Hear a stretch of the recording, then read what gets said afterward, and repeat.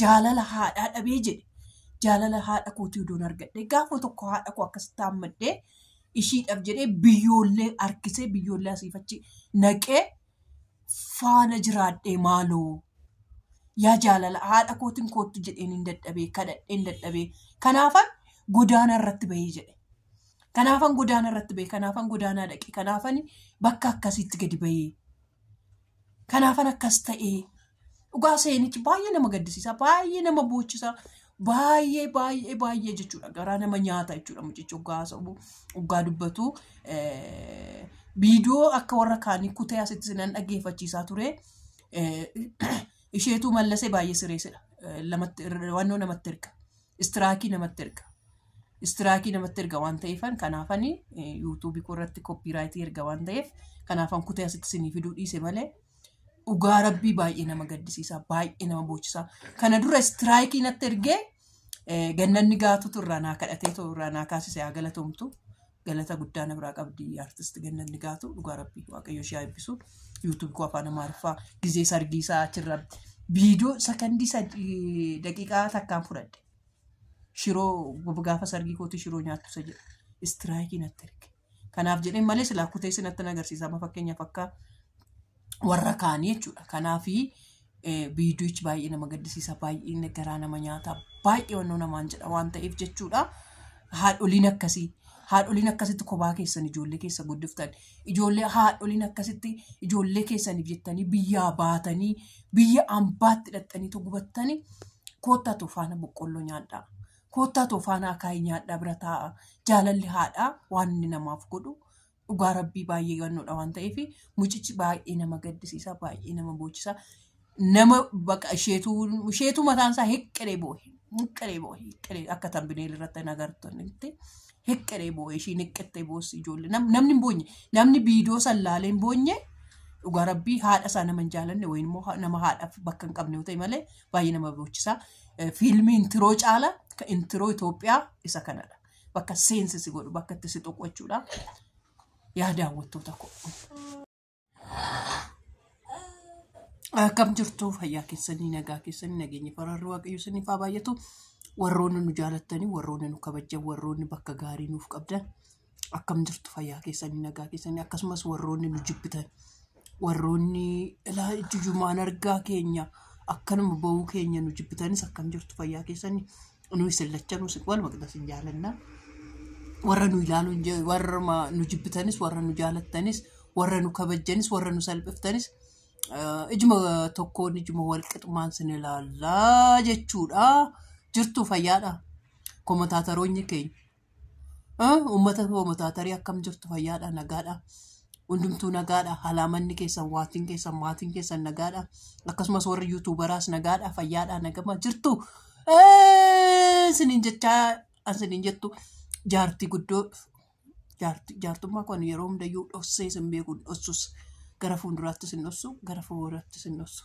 waaqatu umurii kana naaf kenne jaartummaa kootitiin akkan akkasinitti bahee sinfaana haasa'u akkan sinfaana taphadhuyyuu anna godheef galanni uumaa kootiif haa ta'u isa na uumeef jechuudha isaaf umurii namaa kennu nama miti dhala namaa miti namannoo miti barbaaddanii si miti jechuudha waaqayyoon namaa kennu umurii anaaf kenne siniif haa kennu umurii nan irra ga'eerra waaqayyo sinaa geessisu dhugaa rabbii umurii nan irra jirurra umurii nan amma irra jiru kanarra waaqayyo sinaa geessisu dulluma nan irra ga'e kanarras waaqayyo sinaa geessisu ishee tole warri jaarteettan ani jaartummaa koo jaartii uganaan jedhan ndoomnan gammada dhugaa rabbii uffay nama guddoodha ka jaartii jechuun salphina sinitti fakkaata miti guddinadha waan guddaadha jechuudha amma gara dhufetti darbaa dhugaa rabbii baay'een booyarra isuma dhugaa koo baay'ee wayyoo yaa haadha haati kun waan ishiin namaan goone hin jiru waan ishiin namaan goone hin jiru waan ishiin namaan taane hin jiru ijoollee keessattuu ijoolleen umurii keessan fakkeenyaaf ijoolleen eega ijoollee godhattanii biyya arabaa deemtan odoo dhiiftanii wayya dhugaa rabbii maaliif seetan ijoolleen eega bartee deemtan baay'eetu miidhama suma dhugaati baay'eetu miidhama baay'ee miidhamu. Amma fakkeenya fanaanii ana akka eebbuu kana gattee deemteeti. Hin akka eebbuu kana gaafa gattee deemtu gaafa miilli ishii jajjallatee qaamni ishii mammadaa'ee mana Abiibatti argitaniittu wayin dhageessaniittu ta'a. Abiiban illee walitti gargaarsa walitti qabsiiftee fiittidha mucoo isaaniif jechuudha. Achitti argataniittu ta'a. Akkasumas immoo waggaa lamaan kana immoo waggaa kana mucoo bishooftuu nuyi wiicharii kennisiifneef tokko ni yaadattu. Haati ishiidhaaf jecha biyya Arabaa jirti jechuudha. Baay'ee sammuu nama rukutaa jechuun ijoolleen eega of beektee ijoollee ofii gatanii Araba deemu jechuun baay'ee sammuu namaa dhukkubsa. Baay'ee dhusuma dhugaa koosiniin jedha. Innaa haadholiin akkasii odoo of qusattanii baay'ee gaariidha. Fakkeenyaaf isin jireenya mo'achuudhaaf deemtu dhuguma fakkeenyaaf nama ganas taa'ee waa'ee daayiparii mucaa kootii dhiphadhu dhugaa waan tokko yaadu achi bahee hojjedhee odoon dhufee nan jedha. Nama jechisiisa. Garuu sammuu an akka haadhaa namaaf ijoollee eega godhataniin booda isaan bira ta'anii uffatallee miicaa qaansiraa hojjechaa waanuma tokko gochaa bira turuutu irra barbaachisaadha. Kaleessa doonkituu birratti sagadi lakkifamee yoo isheetu mallasaa warroota dhiyeessisan yoo ilaaltaniittu ta'e warroonni agartaniittu ta'e jechuudha. Haadha akkasitti ijoolleen eega guddattee biyya Arabaa deemte. Ijoollee lama qabdi. Eega guddatanii biyya Arabaa deemte. Mucaan dhaqee jechuudha. Suusii keessatti jalaa kufee godaanatti jalaa bahee seenaa isaa dhibbatti yoo dhaggeeffattanii yoo seenaa isaa dhibbatti dhageessaniittu ta'e seenichi abbaan qabaa gaarii odoofaa jiru wanta irratti walitti bu'anii gaarii sana abbaan jalaa gurgure. Isumarraan kan ka'e godaanatti bahe. Seenaa baay'ee dabarsee baay'ee nama gaddisiisu haadhatti illee bilbiluudhaaf suusii adda addaa keessa galee waan hundumtu waan toltu haadhaan waan hundumtu jechuudha. Gadadoon illee beellillee dheebuun illee gammachuun illee an namatti bareedu haadhuma ofii faana dhugaa rabbii. Ijoolleen yoo deemte wayyaa haati ofii namarraa deemurra ijoolleen yoo deemte baay'ee bareedaadha. Namoonni afaan Amaariffaa beektan dhugaa rabbii kaleessa gallakkisee dhaqaatoo ilaala'anii warri garaa jabaattan warri hin boonyu jettan dhaqaati ilaala. Kanaan achi warri gara laafessa taatan warri boossan dhaxxanii mataaf hin dhukkubsinaa ishee dhaxxanii mataaf hin dhukkubsinaa. Haadholii akkasii meeqatu dabarsa? Anuu warra haadholii akkasii meeqan beeka? Isuma dhugaa meeqan beeka? Shawayyeen galte ta'een galle ta'een beeku bilbileef hin beeku bilbila sasan faana waan na jalaa gubateef bilbila shawayyee sin qabu bilbila ijoollee shawayyee sin qabu na jalaa gubate waan ta'eef jechuudha. Shawayyee galte moo yoo yuutuubii koo akka carraa ta'e si bira ga'e galte moo maalirra jirta bareedduu koo?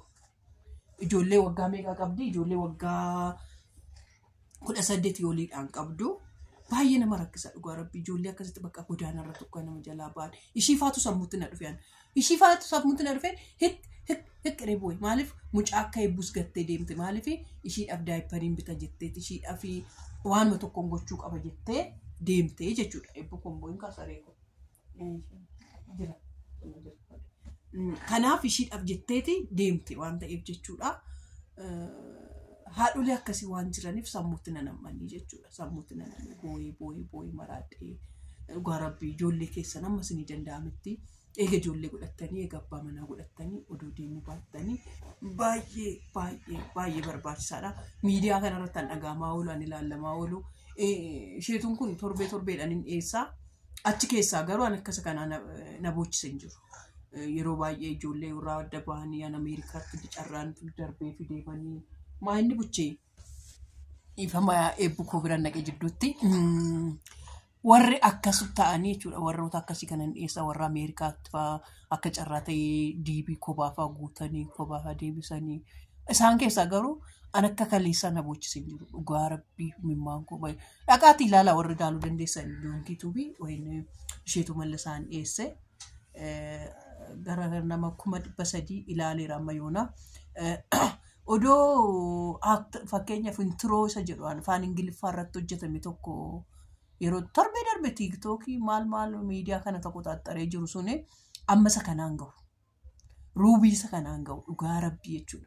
Ishiin suni laaxxee takkitti maal keessa akka dabarsitu akkamitti akka ijoollee ishii guddiftu seenaa ijoollee aatii siingiliin tokko abbaa malee akkamitti guddiftudha afaan Ingiliffaatiin intro jedha an hojjetame jechuudha. Isa baay'ee nama baay'ee hirkifatanii boo seenaa sanaan iyyuu dabarsaan jira anu keessa darbaan jira waan ta'eef nan boochifne dhugaa rabbii. Suma dhugaa nan boochifne maaliif seenaan ofii kiyyaaf yeroon itti qoricha ittiin bituuf dhabee qoricha jechuudha qoricha ittiin bituuf dhabee asfaaltii walakkaa dhaabadhee boo'ee jira. Ogoroo san akka ammaa kana yuutuubiin jalqabnee akka ammaa kana naman beeku amma koo gadi ba'ee sanitti on jedhe isuma dhugaa on jedhe namni tokko namni lama numa na qaqqaba. Akkuma namni nama arrabsu jiru kana namni na jaalatu namoonni na qaqqaban hedduutu jiru. An akka Hani Abdallaa an akka hedduudha akka maqaa keessa na waamu jalqabe an akka irraa nyaattee tooshii nyaataa jirtanaan jettu malee fakkeenyaaf amma ishiin mushuk godhee tooshii arrabsu kana sabboontuu kana akka inni ishee arrabsu kana sunitti fakkaatiin karaa keessaa isa dhugaa rabbii naa qaqqabi jennaan takkaadhaan qaqqabdee na qaqqabdi. Baay'ee na qaqqabdi jechuudha. Lammaffaa icciitii isaa icciitii ishiin ittiin na qaqqabdu guyyaa biraan sinitti himaa. Waa'ee sabboontuun kan kaasu kolfanna qaba. Annaa isarraa dabarru jiru ijoollee hedduun dafanii na qaqqaban jechuudha barbaadanii. Garuu qoricha waan ani ittiin bitu dhabee asfaaltii walakkaa dhaabadhee boo'ee beeka. Waaqayyo sinitti hin ergin malee jechuudha. Naman hin gaafachuun barbaanne gaafadhee beeka. Firootan gaafachuun hin qabne gaafadhee beeka. Firoota dhalachuu koo biyya lafaa kanarratti hin beekne dhalli waan nama hin goone hin jiru. Kanaaf ishiin kaleessaa akkasitti hiqqettee tura gochifte jechuudha. Seenaa intiroo anuyyuu dabarseera. Kanaaf homaa natti fakkaanneen siimpil nagarnuus baay'inaa fi siimpiliinaaf ta'e jechuudha. Kanan siniin jechuu barbaada. Ijoolleen dhugaa rabbii haadholiin biyya Arabaatti ijoollee keessan gattanii deemtanii dhamaatanii guddistan dafaa biyya keessanitti ijoollee keessanitti galaa. Faana boqqolloo gurguraa nyaadhaa. Jaalala haadhaa dhabee jedhe. Jaalala haadhaa dhabee